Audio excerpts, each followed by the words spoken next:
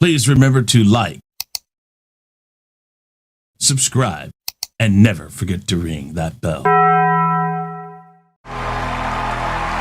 everybody to a very revealing show, The Masked Singer.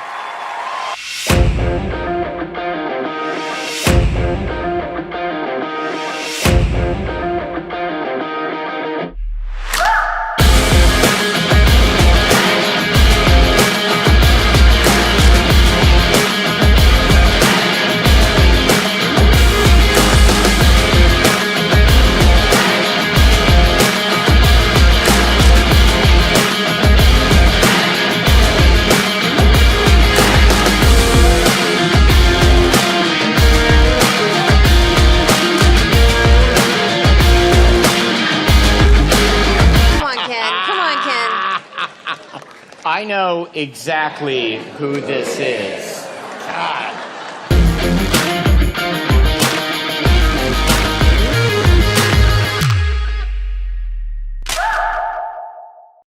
What is up, everyone? I'm Chris Knight, and you are watching The Real Review 3000 here with another episode of Unmasking the Masked Singer. Yes, episode 2 is now in the books, and last week we made our first official guess on who we thought was going to go home. We'll get to that later. And we also gave you our guesses for the 4 remaining contestants because, well, McTerrier being voted off immediately. We never guess on the first performances because we don't normally have enough of a clue package. So because of that, we don't take advantage and say, oh, we knew that's who this was.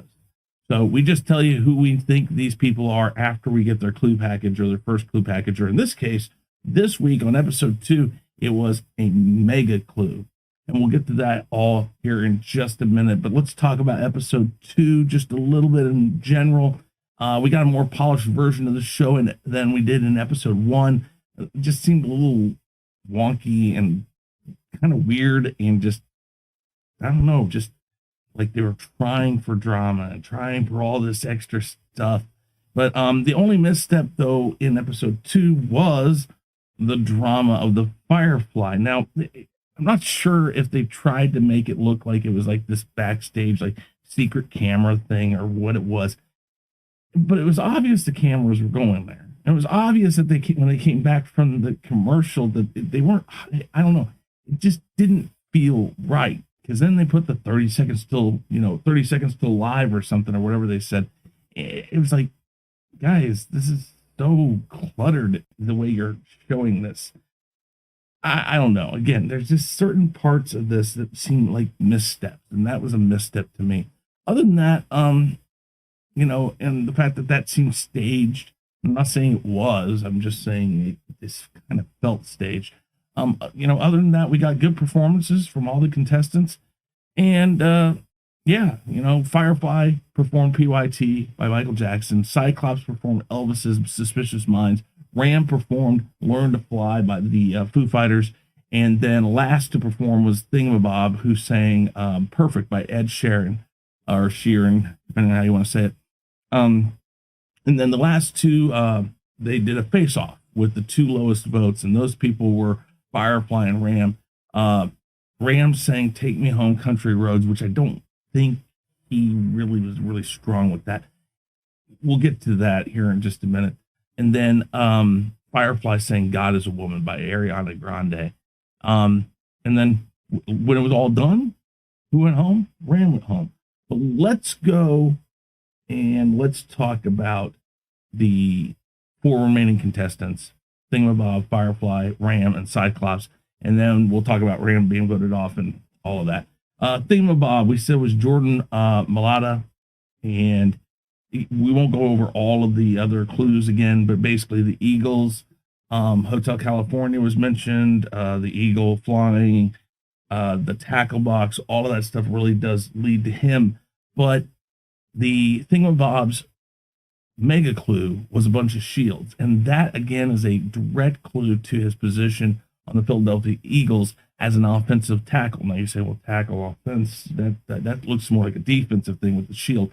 Well, if you think about it, when it comes to the quarterback, the offensive line is the first line of defense against the defense. So I think that's what it is that he's a guard He guards and he protects. So that's why I think that shield, it leads right back to him. So we're going to still stick with Jordan Mailata on that now.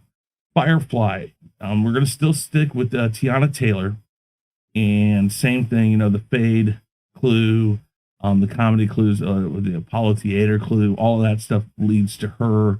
But her mega clue was a picture of Pharrell Williams. And her record contract, or I'm not sure if it's her current one, but her first one, I believe, was with Pharrell Williams record label Star Trek Entertainment. So that, again, is a direct line to her. So nothing changes there. I still think it's Tiana Taylor. We'll skip the Ram real quick here. Cyclops. Michael Rooker is who we said. The map with the X on it, the solar system, all that stuff in there. He's cast as a villain. Those things were there. It had the 86 as the episode or the edition of the comic book. Comic book leads to Guardians of the Galaxy. 86 was the year he kind of came onto Hollywood. But the big one this time was his mega clue. The mega clue was a meteorite that had a sign on it that said meteorite crashed to Earth in 1988. Now, in 1988, Michael Rooker had two, probably, I won't say his biggest parts, but two parts in two different movies, or one part in two different movies, whatever you want to say, that really kind of propelled him towards being casted more. One of those was in, I believe it was 8 Men Out, and then the other one was Mississippi Burning. Those two were released in 1988, and I think that led to a lot of the things he's gotten since then. Those were two great movies that he was a part of, and that normally will get you seen better. Now, also, the meteorite is another direct reference to that Guardians of the Galaxy, all that stuff we've seen so far. So I still think it's Michael Rooker. Now, let's go to the Ram. I said Joe Buck. Now, all that stuff that you see there, the Fox, the fact that he's on Fox, and this is his chance to go to Fox, he is going to ESPN.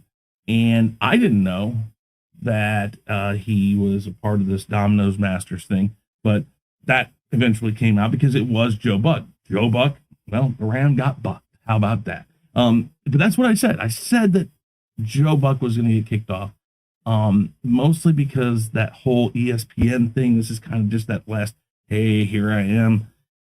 And that seems to be how they pick these people. They seem to pick these people to just kind of highlight something going on in their career. And so maybe this was an amicable split as far as his sportscasting career goes with Fox. Maybe they said, okay, cool, great. We'll help you kind of just push you off on your, give you a bump over to ESPN, maybe. But it seemed kind of obvious. And then when he picked Take Me Home, Country Roads, it just seemed lackluster. So it was almost like, I'm going home, so I'm not going to sing that great or something. I don't know. It just seemed, again, like they pick these things to happen. I think when they get to the final and they get their finalists selected, I think then it becomes more of a real competition. I think a lot of this stuff is just fan service before that. A lot of, ooh, look who we got, those things. Typically, that's how I think they handled the stuff. But his mega clue, Joe Buck's mega clue, was an envelope that said, and the Emmy goes to, well, I think he said he has 9 Emmys. And so that was, again, when I saw that, I was pretty darn sure this was Joe Buck. And it turned out to be Joe Buck. So that is one guess we've made. That is a correct guess. So we're 1-0 right now on our guesses. And let's talk really quick about tomorrow's episode. We're going to see 2 people eliminated.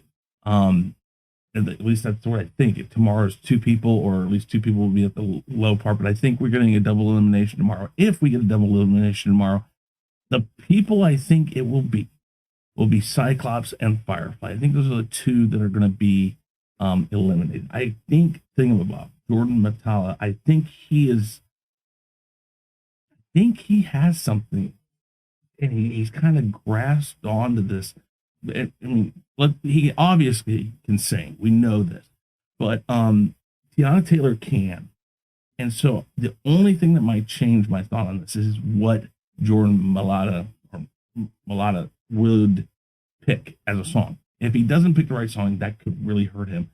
But this Tiana Taylor drama stuff that she pulled at the end there, I don't know. I mean, it to me just doesn't set right for me. So I'm not sure if they'll keep her around. They might. She's a great singer. Don't get me wrong. She can win. She could be the finalist from Group A, and that would be fine. I wouldn't hate that. But I really think that the Thingamabob should win. I like Michael Rooker a lot. I just don't think he's got the strongest voice in that. Of the three, I think he would be the lowest of the three. And so I think for sure Michael Rooker's going home.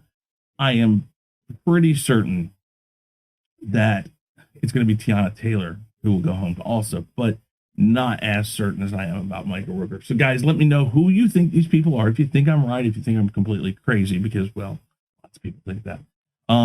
But let me know who you think they are. Let me know who you think will go home. And then let me know what you thought about Joe Buck going. I do have to say, you know, like I said, I didn't like him. I don't like him really.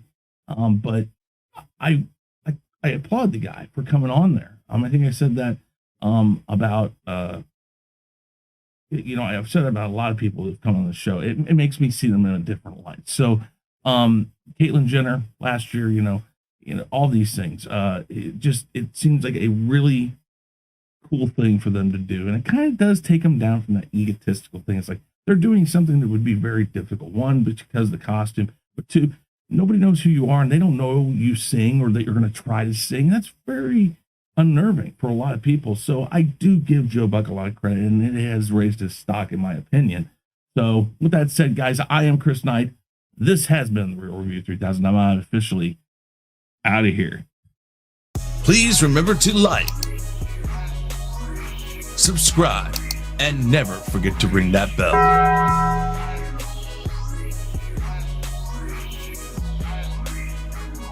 Follow Chris Knight and The Real Review 3000 on these platforms. For email and Patreon, see the description box below. To reach The Ego, use the Twitter handle @TheEgo5150. We would like to thank the generous members of The Real Review 3000. Those members are JJ, aka SithLord3827, Anzo of Biggerford Entertainment, Yvette, Sean Stackhouse, Captain Trek, Jesse Ritchie, and Abraham Morales. Thank you for your support and donations that help us at The Real Review 3000 bring you, the viewer, better content. For information on how to become a member, click the join button below.